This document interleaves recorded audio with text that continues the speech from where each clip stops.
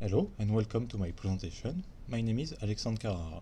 I'm a postdoc at the University of Washington, and today I will present our ongoing work on the influence of crystal shape and ordering on the mechanical response of a mesh.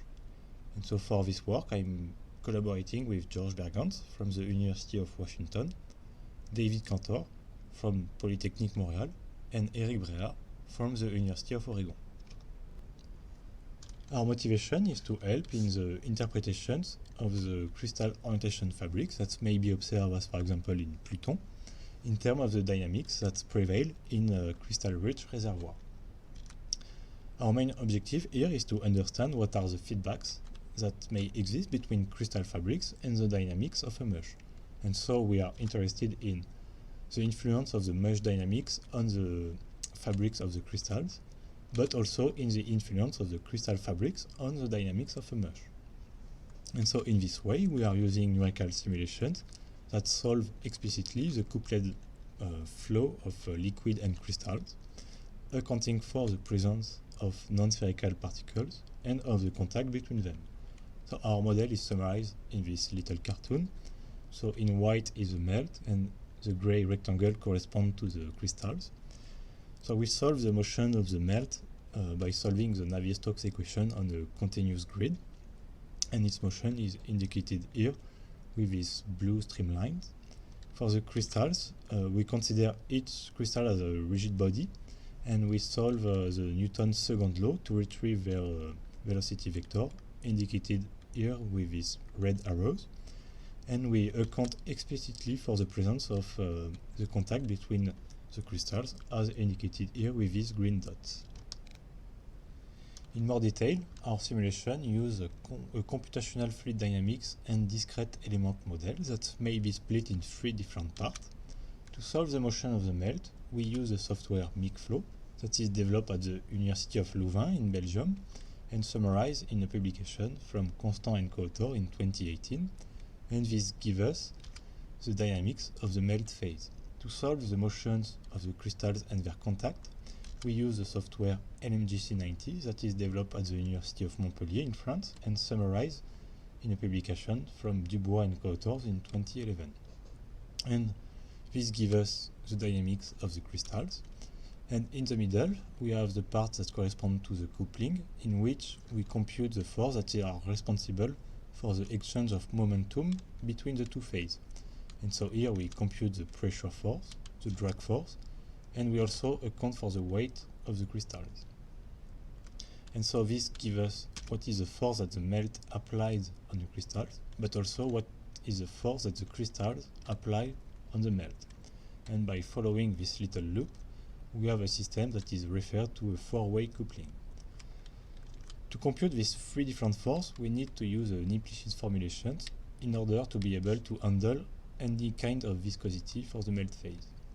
In these presentations, we will only account for the one shape and size of a crystal that are here represented by elongated cuboid having an aspect ratio of 4. To give you a better idea of what are the kind of simulations we are performing, here is a little example. So you can see here a suspension of approximately 1 centimeter cube. The red grid corresponds to the grid on which we solve the motion of the liquid, and the crystals are in gray. So this example you will see will be crystal being driven by the melt.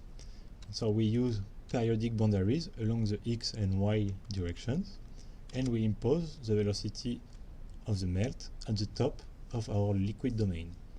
At the bottom part of the liquid domain, we fix the velocity of the liquid to be null. So we have a suspension of 1000 crystals having a density of 2.7 grams per centimeter cube, and they correspond to plagioclares. For the liquid, we use the typical properties of a basaltic melt, having a density of 2.5 grams per centimeter cube and a viscosity of 100. So here is a little example. So the white part, you can see the white grid corresponds to the fluid grid, and you can see the crystal flowing in the x directions, and their color depends on their velocity. So to facilitate the analysis of our simulations, we need to translate the discrete information on the dynamic of the crystals on a continuous grid. In this way, we are using coarse graining functions that have been developed and proposed in Wenhart and co-authors in 2012, 2013, 2016, and in Breyer Real in 2020. And so the coarse graining functions correspond to a local weighted average of the dynamics of the discrete phase. And so the weight of each crystal on a coarse graining point depends on the distance between them. And by using this method, we are able to locally average some scalar quantity, as for example the volume fractions, some vectorial quantity, as for example the velocity as below, or tensorial quantity, as for example the contact stress tensor. Here is the main simulation we will analyze today. So it's the same suspension as we considered previously in the example, but here instead of entraining the crystals by the motion of the liquid, we use a top plate on which we can impose both the normal pressure and the shear velocity to entrain the motion in our suspensions. So this top plate is fully permeable, which means that the liquid can be either expelled or sucked into our suspension during the shearing. So we keep the same number and physical properties for the particles. For the liquid, instead of considering a basaltic melt, we consider here a dacitic or rhyolitic melt having a density of 2.2 grams per centimeter cube and a viscosity of 10,000. And so in this little graph, we summarize the motion we impose to our plate. So in abscissa is the time, and in ordinate in red is the normal pressure of the plate, and in blue the shear velocity. So during the 10 first seconds, we linearly increase the normal pressure we impose to the plate up to 10 Pascal, which corresponds to the weight of a column of the same suspension of 2.5 meters.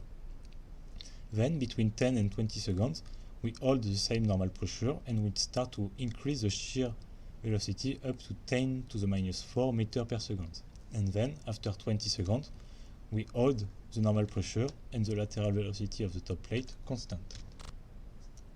To present our result, I will first show you an animation of our experiment. And so this animation presents two panels, and in these panels the continuous color you can see correspond to the dynamics of the crystals that have been averaged locally using our coarse graining functions, and it's not corresponding to the dynamics of the liquid. So on the left panel, we computed the local shear rate of the particles in order to highlight how and where the strain is accommodated in our suspensions. On the right panel, we computed the order parameter S that have been proposed by Guo and co-authors in 2013, and these parameters tend to 1 when all the crystals are aligned in the same directions, and it's equal to 0 when all the crystals are perfectly randomly oriented. So I start to focus on the left panel here, in which we computed the local shear rate of the particles.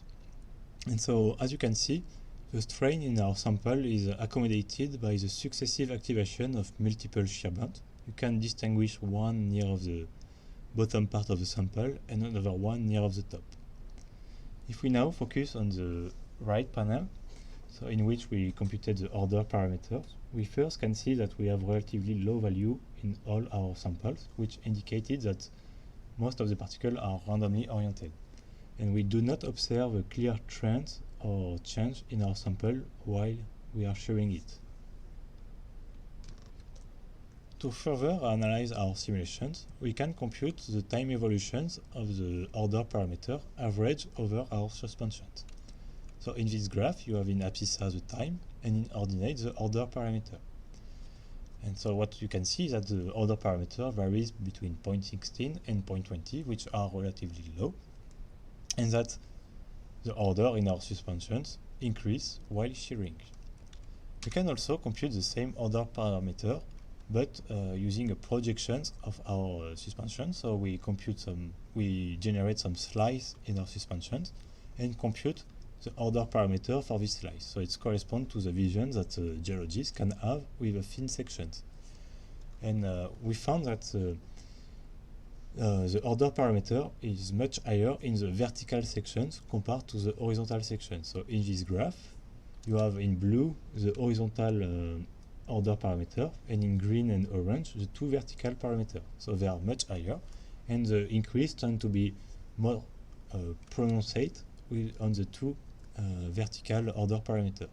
And so this analysis in time shows that the order parameter increased slightly during the deformation, and the projected order parameter suggests that the shearing of a mesh increase more the foliations of the crystal than their alignment.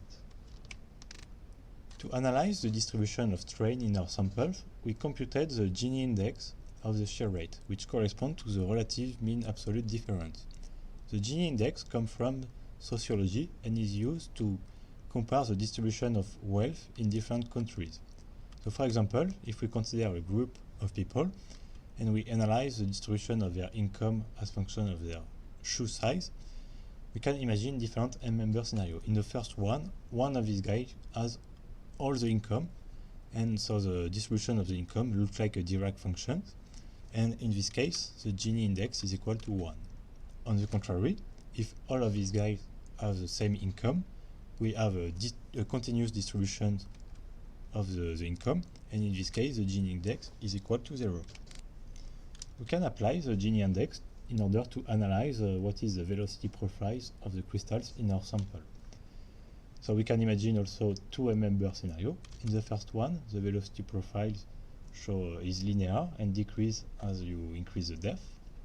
And so in this case, if we compute the shear rate is constant as function of the depth, and the Gini index of the shear rate will be equal to 0.